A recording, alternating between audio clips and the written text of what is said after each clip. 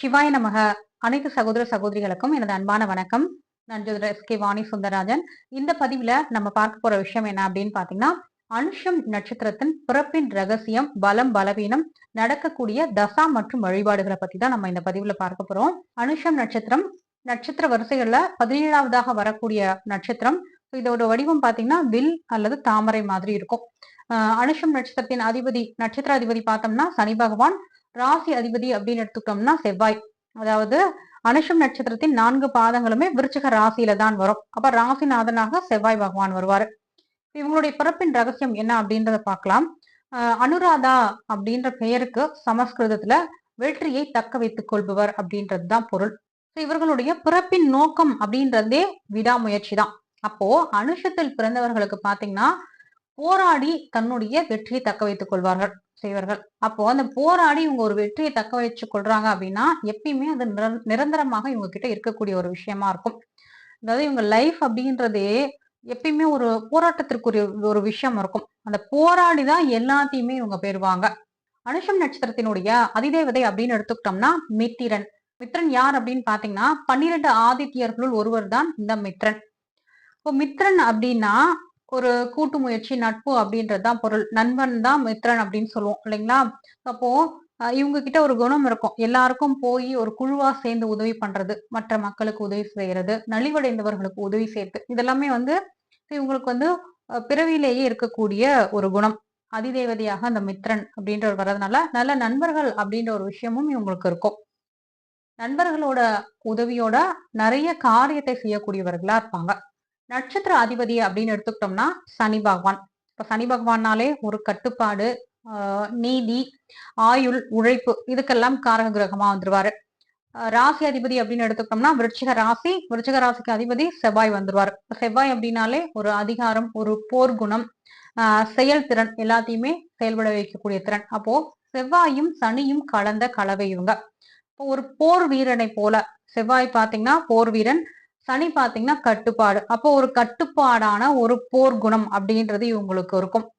எந்த ஒரு விஷயத்தையுமே திட்டமிட்டு செயல்படுத்தக்கூடியவர்களாக இருப்பாங்க. விருச்சிக ராசினாலே ரகசியம்தான். விருச்சிக ராசி, விருச்சிக லக்னத்துல நீங்க பிறந்திருக்கீங்க அப்படின்னா வாழ்க்கையில மற்றவர்களுக்கு தெரியாத ரகசியங்களை நீங்க உள்ளுக்குள்ள நிறைய வச்சிருப்பீங்க.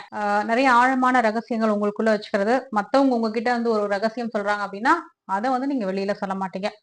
உங்களை நம்பி நிறைய விஷயங்களை பகிர்ந்துக்கலாம். ரகசியங்களை காப்பாற்றக்கூடிய ஒரு திறன் படைத்தவர்களா இருக்கிறது. அனுஷம் நட்சத்திரத்தில் பிறந்தவர்களுடைய பலம் அப்படின்னு எடுத்துக்கிட்டோம்னா விடாமுயற்சி. சனி பகவான் பாத்தீங்கன்னா உழைப்புக்கு அதிபதி. அதே மாதிரி எத்தனை தடை தாமதங்கள் வந்தாலும் அடுத்தடுத்த விஷயங்களை நோக்கி போயிட்டே இருக்கிறவங்களா இருப்பாங்க. அப்ப அனுஷம் சனி பகவானுடைய நட்சத்திரம் அப்படின்றதுனால அந்த இரும்பு போன்ற மன உறுதி. எவ்வளவுதான் ஒரு தடை தாமதங்கள் வந்தாலும் அதையெல்லாம் மீறி தகர்த்தெறிந்து விட்டு முன்னேறி செல்லக்கூடியவர்களா இருப்பாங்க. முயற்சி திருவினையாக்கம் அப்படின்ற சொல்லுக்கு அனுஷம் நட்சத்திரக்காரர்களை உதாரணமா வைக்கலாம். நிறைய தடை தாமதங்கள் உங்களுக்கு வரும் இல்லைங்களா? அதை கடந்து ஒரு வெற்றியை நீங்க தொட்டே தீருவீங்க. அந்த மாதிரியான ஒரு இரும்பு குணம் அப்படின்றது உங்ககிட்ட இருக்கும். ரெண்டாவதா பாத்தீங்கன்னா உங்களுடைய கூட்டு முயற்சி, உங்களுடைய நட்பு. அனுஷத்தை பொறுத்த வரைக்கும் நண்பர்கள் மூலம் நிறைய விஷயங்களை நீங்க சாதிப்பீங்க. நல்ல நட்புகளை வச்சுப்பீங்க. அதே மாதிரி அவர்களோட சேர்ந்து ஒரு டீம் ஒர்க் பண்ணி ஒரு விஷயங்களை முன்னேறி எடுத்துட்டு போறதுல எல்லாமே உங்களுக்கு நிகர் நீங்க தான். அதாவது நட்பை காக்குறதுல, நண்பர்களுக்கு உதவுறதுல, அவங்க உங்களுக்கு உதவுறதுல இது எல்லாமே உங்களுக்கு நிகர் நீங்க தான் அப்படின்னு சொல்லலாம். அதே மாதிரி உங்ககிட்ட பாத்தீங்கன்னா மக்களை ஈர்க்கக்கூடிய ஒரு காந்த சக்தி அப்படின்றது இருக்கும். நல்ல ஒரு சோசியல் ஹெல்பர்ஸாவும் நீங்க இருப்பீங்க. ரகசியத்தை காக்கின்ற ஒரு தன்மை. ஏன்னா காலச்சக்கரத்திற்கு 8வதாக வரக்கூடியதான் விருச்சிக ராசி, செவ்வாயினுடைய ராசி. இதுல சனியும் சம்பந்தப்படுறது இல்லைங்களா? அப்போ ரொம்ப ஆழமா ஒரு விஷயத்த ஆராய்ச்சி பண்ணக்கூடிய திறன் இருக்கும். அந்த மைண்ட் செட் ரொம்ப டீப்பா திங்க் பண்றது.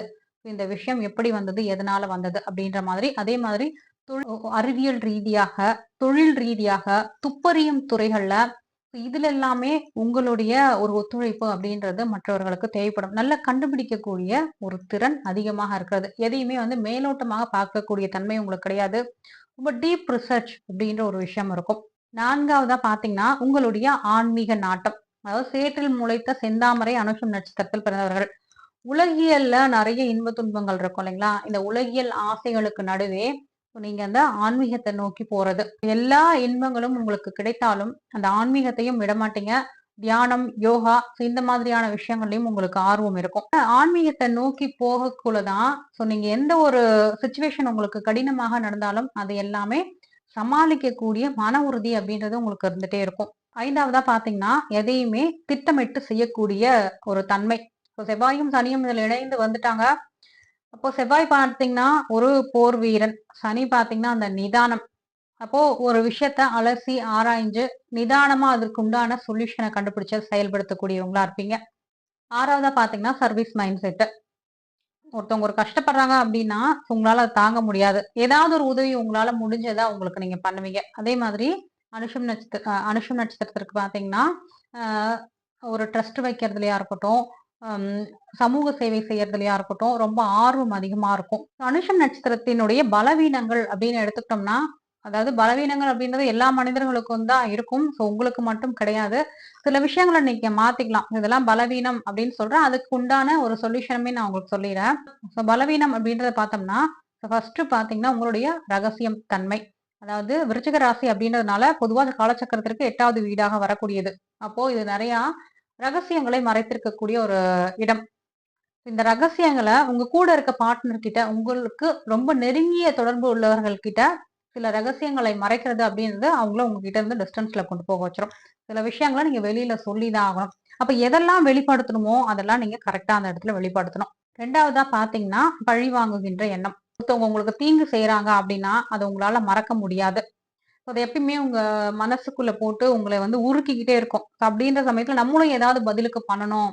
அப்படின்ற எண்ணம் வந்து உங்களுக்கு எப்பயுமே வந்துகிட்டு இருக்கும். 3வதா பார்த்தீங்கன்னா, சந்தேகப்படுறது. அதே மாதிரி நம்பிக்கை இல்லாமல் இருக்கிறது. விருச்சகத்திற்கு பார்த்தீங்கன்னா, பொதுவா ரொம்ப ஆழமாக ஆராய்ச்சி பண்ணக்கூடிய தன்மை இருக்கு. அப்போ உங்ககிட்ட வந்து ஒரு நபர் பழகுறாங்க அப்படின்னா, ரொம்ப ஈஸியா அவங்கள நம்ப மாட்டீங்க. ஃபேமிலிலயும் பார்த்தீங்கன்னா, ரொம்ப ஈஸியா நம்ப மாட்டீங்க. ஒரு விஷயம் சொல்றாங்க அப்படின்னா, அத எப்பயுமே பூத கண்ணாடி வச்சு ஆராய்ச்சி பண்றது.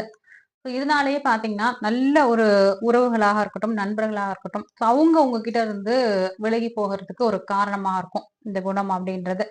4வதா பார்த்தீங்கன்னா, அதீத உணர்ச்சி வசப்படுதல். தாமரை போல மென்மையான குணம் உங்களுக்கு இருந்தாலும், உள்ளுக்குள்ள பார்த்தீங்கன்னா, உங்களுக்கு அதிகப்படியான உணர்ச்சிகள் இருக்கும். அத எரிமலை போல கொதிப்பீங்க ஒரு சின்ன விஷயத்துக்கு கூட கோவப்படுறது. இப்ப சின்ன விஷயத்துக்கு கூட அதிகமா கவலைப்படுறது, அதிகமா கோபப்படுறது, இந்த மாதிரி உங்களுடைய உணர்ச்சிகள நீங்க வெளிப்படுத்துவீங்க. 5வதா பார்த்தீங்கன்னா, சில விஷயங்களுக்கு தாமதமான முடிவுகளை எடுக்கிறது. சனி அப்டின்னாலே நிதானமான ஒரு கிரகம். ரொம்ப தாமதமாக தருகின்ற கிரகம். அப்போ ஒரு விஷயத்துக்கு நீங்க சீக்கிரம் முடிவெடுக்கணும் அப்டின்னா, டக்குன்னு எடுக்க மாட்டீங்க. அந்த கால தாமதம் அப்டின்றது பண்றதுனால, நல்ல வாய்ப்புகள் கை நழுவி போகக்கூடியது எல்லாமே இதனால ஏற்படும். அளவுக்கு மீறிய ஆர்வம். ஒரே நேரத்துல பல விஷயங்கள கையில எடுக்கிறது, பல வேலையில கையில எடுக்கிறது. இந்த பல விஷயங்களையும், பல வேலைகளையும் நீங்க கையில எடுக்கக்குள்ள எத முன்னாடி பண்றது, எத பின்னாடி பண்றது அப்படின்ற மாதிரியான குழப்பம் உருவாகிறது. உங்களுடைய பலவீனத்தை எப்படி சரி பண்றது அப்படின்றத பார்க்கலாம். கொஞ்சம் நீங்க வெளிப்படைத்தன்மையா இருக்கணும். அதாவது உங்ககிட்ட உண்மையா இருக்கிறாங்க அப்படின்னா, அந்த நபர்கள் கிட்ட நீங்க வெளிப்படையா பேசுறது. எல்லாத்தையுமே உள்ளுக்குள்ள வச்சுக்காம, எல்லா ரகசியமே போட்டு மறைச்சு வச்சுக்காம, சிலவங்க கிட்ட உண்மையா இருக்கிறது, சிலவங்க கிட்ட நீங்க வெளிப்படையா இருக்கிறது. அப்படி இருக்கக்குள்ள உங்க மன அழுத்தம் அப்படின்றது குறையும். அடுத்ததா பார்த்தீங்கன்னா, ஒரு பழி வாங்குற ஒரு குணம் அப்படின்றது உங்களுக்கு இயற்கையாவே வந்துரும். இந்த சனி, செவ்வாய் இருக்கிறதுனால. அப்ப யாராவது உங்களுக்கு ஏதாவது பண்ணாங்க அப்படின்னா, மனசுக்குள்ளேயே நீங்க மன்னிச்சுட்டேன் அப்படின்னு சொல்லி பழகுங்க. மன்னிக்க பழகுறது அப்படின்றது தான் உங்களுக்கு நல்லது. நீங்க வந்து ஒருத்தவங்கள மன்னிக்க மன்னிக்க உங்களுடைய புகழ் அப்படின்றது தான் உயரும். நீங்க அடுத்த கட்டத்துக்கு தான் போவீங்க. அதனால எந்த விதத்திலயுமே நீங்க பாதிக்கப்பட மாட்டீங்க. அதே மாரி எல்லாரையுமே சந்தேக நோக்கோட பார்க்கறது. எல்லாரையுமே சந்தேகப்படாதீங்க. உங்களுக்குன்னு சில நபர்கள வச்சுக்கோங்க. அவங்க கிட்ட உங்களுடைய சுக துக்கங்களை சொல்லி பழகுறது. அவங்க மேல நம்பிக்கை வச்சு சில விஷயங்கள நீங்க சொல்லலாம். இந்த பலவீனங்கள சரி பண்ணக்கூடிய ஒரு வழிபாடு, சனிக்கிழமைகள்ல ஆஞ்சநேயருக்கு வெண்ணெய் காப்பு சாத்தி, அவர வழிபாடு பண்றது அப்படின்றது, கொஞ்சம் இந்த வீக்னஸ உங்களுக்கு சரி பண்ணக்கூடிய விஷயமா இருக்கும். அனுஷம் நட்சத்திரத்தில் பிறந்தவர்களுக்கு வரிசையாக நடக்கக்கூடிய தசாக்கள் அப்படின்றது பார்த்தோம்னா, முதலாவதாக வரக்கூடிய தசா பார்த்தீங்கன்னா, சனி தசா. ஏன்னா அனுஷம் அப்படின்றது சனி பகவானுடைய நட்சத்திரம். அதனால சனி திசை தான் உங்களுக்கு முதல்ல வரும். சனி திசா நடத்தக்கூடிய ஆண்டுகள் அப்படின்றத பார்த்தோம்னா 19 வருட காலகட்டம். இப்ப 19 வயது வரைக்கும் சனி திசை நடக்குமா அப்படின்னு பார்த்தீங்கன்னா, அப்படி கிடையாது. சந்திரன் அனுஷம் நட்சத்திரத்தின் எந்த பாதத்தில் இருக்கின்றாரோ, அதை பொறுத்து ஒவ்வொருத்தருக்கும் இந்த சனி திசையின் இருப்பு அப்படின்றது வேறுபடும். ஒரு சிலருக்கு 10 வயதிற்குள்ள சனி திசை முடிஞ்சிடலாம், 5 வயதுக்குள்ள சனி திசை முடிஞ்சிடலாம். இப்ப நீங்க அனுஷம் நட்சத்திரத்தின் 1ஆம் பாதத்தில் பிறந்திருக்கீங்க அப்படின்னா உங்களுக்கு 15 வயது வரை 16 வயது வரை கூட சனி திசை இருக்கலாம். இந்த மாதிரி ஒவ்வொருத்தருக்கும் ஒவ்வொரு மாதிரி இருக்கும் முதல் திசை அப்படின்றது. அப்போ ஒரு 12 வயதிற்குள்ள இந்த சனி திசை நடக்குன்னு வச்சுக்கோங்களேன். இந்த பள்ளி பருவத்தை குழந்தை பிறந்து பள்ளி பருவத்தை முடிக்கக்கூடிய ஒரு திசை அப்படின்றது. அப்போ இந்த சனியினுடைய ஆதிக்கம் அதிகமாக இருந்து உங்களுடைய லக்னத்திற்கு சனி பகவான் எங்க இருக்கிறாரோ அதை பார்த்துக்கோங்க. அப்ப சனி பகவானுடைய அந்த இன்ஃபுளுயன்ஸ் அதிகமா இருந்தது அப்படின்னா குழந்தைங்க வந்து குழந்தைங்களுக்கு பாத்தீங்கன்னா ஒரு முதிர்ச்சி தன்மை இருக்கும். அதாவது தன்னுடைய பேரண்ட்ஸ் கஷ்டப்படுறாங்க அப்படின்னா இந்த குழந்தையும் போய் அந்த இடத்துல ஹெல்ப் பண்ணணும் அப்படின்னு நினைப்பாங்க. 12 வயது வரைக்கும்ன்றது ஒரு ஓடி ஆடி விளையாடக்கூடிய பருவம் தான். பட் ஆனா மத்த பசங்களோட மிங்கிள் ஆகி விளையாட மாட்டாங்க. அம்மா ஏதாவது கஷ்டப்படுறாங்கன்னா போய் ஹெல்ப் பண்ணலாமா அப்படின்னு எல்லாம் நினைப்பாங்க. அப்போ அவங்களுக்கு உதவி பண்றது. அதே மாதிரி சனி வந்து சில தொந்தரவுகளையும் தருவார். எலும்பு, பல் சார்ந்த விஷயங்கள், ஜலதோஷம் இது மாதிரியான பிரச்சனைகள் அதிகமா இருக்குது. சளி அதிகமா பிடிச்சுக்கும். அதே மாதிரி பல்ல பிரச்சனை வர்றது, எலும்புல எங்கேயாவது விழுந்து அடிபடக்கூடியது எல்லாமே சனி சரியில்லாத நிலைகள்ல ஏற்படுத்தும். அப்போ இந்த குழந்தை பருவத்துல உங்களுக்கு அந்த சனி திசை அப்படின்றது முடிஞ்சிடும். அதுக்கப்புறம் பாத்தீங்கன்னா 2வது திசையாக புதன் மகாதிசை. புதன் மகாதிசையும் பாத்தீங்கன்னா 17 வருடங்கள். 12 வயதிற்குள்ள சனி திசை முடியுது அப்படின்னா 29 வயது வரைக்கும் புதன் திசை நடக்குது அப்படின்னா புதன் வந்து அறிவாற்றலை தரக்கூடிய கிரகம். அதே மாதிரி கம்யூனிகேஷன், மற்றவர்கள் கிட்ட தொடர்பை ஏற்படுத்தி தரக்கூடிய கிரகம், நண்பர்கள் நிறைய கிடைக்கக்கூடிய ஒரு விஷயத்தை உண்டு பண்ணுகின்ற கிரகம். புதன் நல்லா இருக்கிறாரு ஜாதகத்துல அப்படின்னா இந்த புதன் திசை மிக சிறப்பாக வேலை செய்யும். புதன் தான் பாத்தீங்கன்னா உங்களுக்கு கல்விக்காரகன். அப்ப படிக்கிற வயசுல இந்த புதன் நடக்கிறது ரொம்ப சிறப்பான மாற்றங்களை தானே ஏற்படுத்தும். அப்ப கல்வியில் நல்ல உயர்வு, ஐடி, கம்யூனிகேஷன், பேச்சாற்றல் வளரக்கூடியது, பேச்சால செய்யக்கூடிய விஷயங்கள், பத்திரிகை துறை இது எல்லாத்தையுமே வந்து புதன் பெற்று தருவார். பேச்சாற்றலால் நிறைய விஷயங்களை சாதிக்கிறது. கொஞ்சம் புதன்ல கவனச்சிதறல் ஏற்படாம மட்டும் பாத்துக்கோங்க. அடுத்தது பாத்தீங்கன்னா புதன் முடிஞ்ச உடனே 29 வயதிற்கு மேல பாத்தீங்கன்னா கேது திசை. கேது அப்படின்றது பாத்தீங்கன்னா ஒரு 36 வயது வரைக்கும் நடக்கலாம். கேதுவை பொறுத்த வரைக்கும் தனிமையை தரக்கூடிய கிரகம். அதே மாதிரி பாத்தீங்கன்னா வெளிநாட்டு தொடர்புகள், வெளியூர் பயணங்களையும் தந்துரும் கேது. உங்களுக்கு உங்களுடைய லக்னத்துல இருந்து எந்த இடத்துல கேது பிளேஸ் ஆயிருக்காரோ அதை பொறுத்து வெளியூர் தொடர்புகளை தந்துரும். கேதுவை பொறுத்த வரைக்கும் உபஜய ஸ்தானங்கள்ல இருக்கிறதா நல்லது. இயற்கை பாவர் அப்படின்றதுனால 3, 6, 10, 11 இருக்கக்குள்ள கெடுதலை தர மாட்டார். அவ்வளவுதான். மற்றபடி 8, 2ஆம் இடத்துலாம் இருக்கக்குள்ள திருமண வாழ்க்கை அமையறதுல லேட் ஆகும். உடல் ஆரோக்கியத்துல பிரச்சனை ஏற்படும். வெளியில போயிட்டு வரக்குள்ள வாகனங்களை இயக்கக்குள்ள கொஞ்சம் கேர்ஃபுல்லா இருக்கணும். 12ஆம் இடத்துல கேது இருக்கக்குள்ள மருத்துவமனை செலவுகள் அதிகமா ஏற்படுறது, தூக்கம் அதிகம் வராது, பயம் இருக்கும், குடும்ப சுமைகள் இந்த மாதிரியான விஷயங்களை ஏற்படுத்தி தருவாரு. ஆன்மீக ரீதியிலான ஒரு உணர்வை ஏற்படுத்துறது, ஆன்மீக பற்றை ஏற்படுத்துறது, விரக்தியா இருக்கிறது, இது எல்லாத்தையுமே கேது இந்த ஏஜ்ல தந்துருவாரு. அடுத்தது பாத்தீங்கன்னா 36 வயதிற்கு மேல உங்களுக்கு சுக்கிர திசை. மிக சிறப்பான திசை சுக்கிர திசை அப்படின்றது. உங்களுடைய லக்னத்திற்கு சுக்கிரன் யோகராக இருக்கக்குள்ள இந்த 20 வருடங்கள் அப்படின்றது வாழ்க்கையில மிகப்பெரிய முன்னேற்றத்தை தரக்கூடிய திசையாக இருக்கும். வீடு கட்டிடலாம், வண்டி வாகனங்கள், குழந்தைங்களால மனமகிழ்ச்சி, நல்ல சொகுசான வாழ்க்கை, லக்ஸரியான வாழ்க்கை, நல்ல வேலை, நல்ல தொழில் அமையறது. சுக்கிரன் உங்களுடைய லக்னத்திற்கு எங்க இருக்கிறாரோ அதை பாத்துக்கோங்க. அப்படி இருக்கக்குள்ள இது அத்தனை விஷயங்களுமே சிறப்பாக அமையும். சுக்கிரன் வீக் ஆச்சு அப்படின்னா கடன் பிரச்சனை இருக்கும், வாழ்க்கை துணையுடன் கருத்து வேறுபாடுகள் இருக்கிறது, ஒரு நிம்மதியே இல்லாத போயிட்டு இருக்கிறது. அதே மாதிரி எல்லாமே இருந்தும் அனுபவிக்க முடியாது இவங்களுக்கு. அந்த மாதிரி விஷயங்கள் எல்லாமே சுக்கிரன் வீக்கா இருக்கக்குள்ள அந்த இடத்துல இருக்கும். அடுத்தது பாத்தீங்கன்னா இந்த 56 வயது வரைக்கும் சுக்கிர திசை முடிஞ்சிடும். அதுக்கப்புறம் பாத்தீங்கன்னா சூரிய திசை 6 வருடங்கள், அதுக்கப்புறம் சந்திர திசை 10 வருடங்கள், செவ்வாய் திசை 7 வருடங்கள். இது மாதிரி தான் உங்களுக்கு லைனா திசை அப்படின்றது நடக்கும். இந்த திசைகள் நடக்கக்கூடிய கிரகங்கள் உங்களுடைய லக்னத்திற்கு எந்த இடத்துல பிளேஸ் ஆயிருக்காங்களோ அதை பொறுத்து தான் உங்களுக்கு எந்த விஷயம் கிடைக்கணும், கிடைக்க கூடாது, என்ன இன்பம், என்ன துன்பங்கள், என்னெல்லாம் நீங்க அனுபவிக்க போறீங்க, இது எல்லாமே சொல்லக்கூடியவர்கள் இவங்க தான்.